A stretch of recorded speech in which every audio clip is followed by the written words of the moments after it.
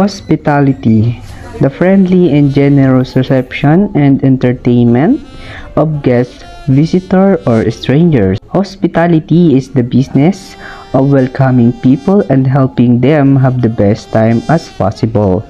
Hospitality covers a broad range of sectors and careers, including the accommodation, restaurant, cafes, bars, theme parks, airlines.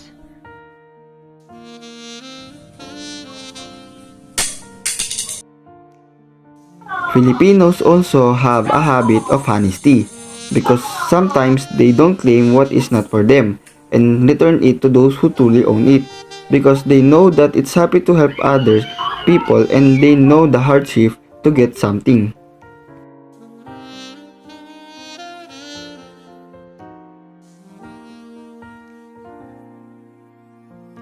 Politeness. Filipinos are courteous people. The children and young Filipinos will always use the words po and opo to show respect to someone who is older or who is in a higher position than them. We also do the mano po gesture as a sign of respect to our elders. Gratefulness. Aside from being hospitable, Filipinos are also thankful. We don't forget anyone who helped us, whether he or she is a Filipino or not. We even build monuments to show our utmost respect and gratitude to our heroes and other foreign personalities. Filipinos are naturally creative, especially when it comes to drawing. Because of their wild imagination, they can create different drawing. And what's even more amazing is that the creativity of a Filipino has no limits when it comes to creativity. Filipinos are naturally helpful when they see someone who needs help. They volunteer, or sometimes when someone asks them for help, they don't refuse it because of their helpful nature.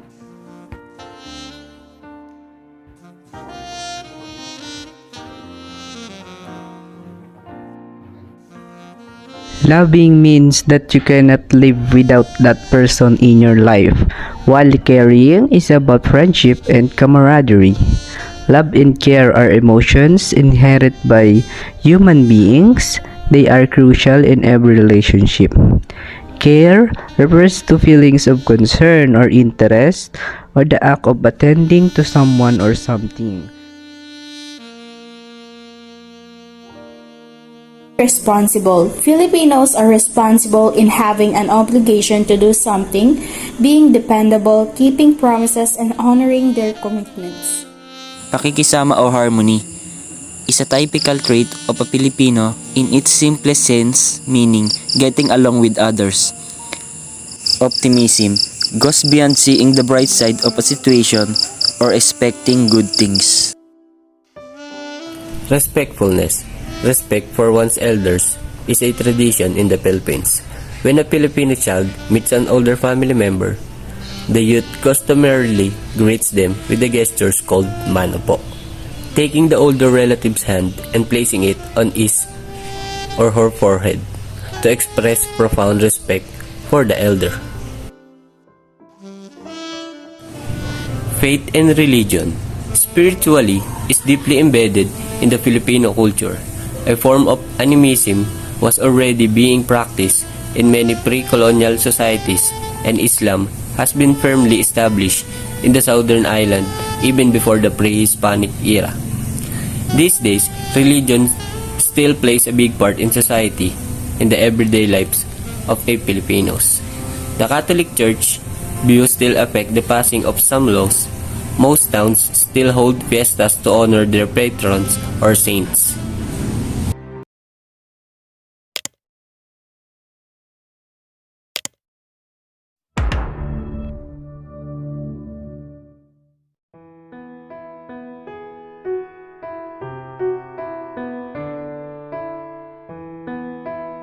Mananya habit, the perceived negative tendency of Filipinos speaking to procrastination and laziness.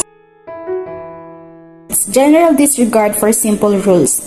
It is so hard for Filipinos to obey the simple rules although it's for their own good. For example, jaywalking. Selfish. Some Filipinos are selfish when it comes to foods or things. They are more concerned with their own needs than the well-being of others. Filipino time. The colonial definition of Filipino time is the habit of Filipino leaders to come late in assemblies and meetings. It was coined by the American colonizers who hated the self-important leaders during that time.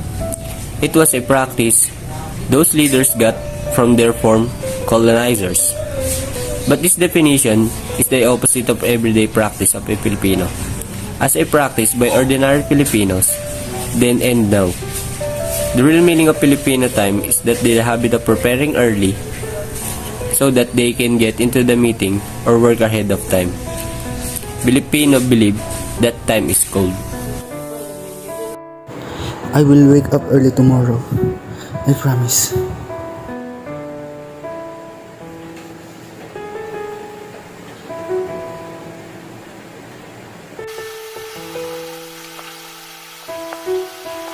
Kugon. This describes how an initially fiery excitement over a new project loses steam very quickly, or in Tagalog, sa una lang magaling. Example, student A is very excited doing schoolworks. However, as time goes by, he loses interest, then he didn't pass the school requirement.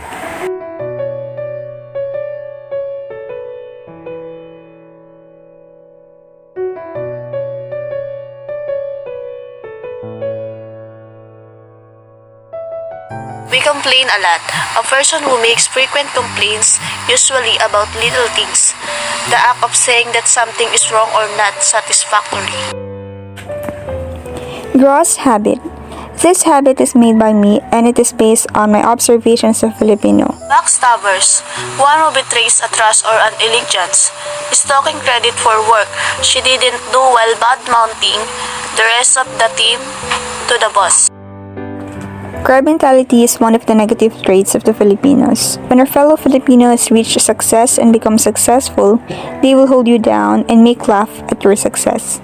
Example is marrying a foreigner. Philosopher.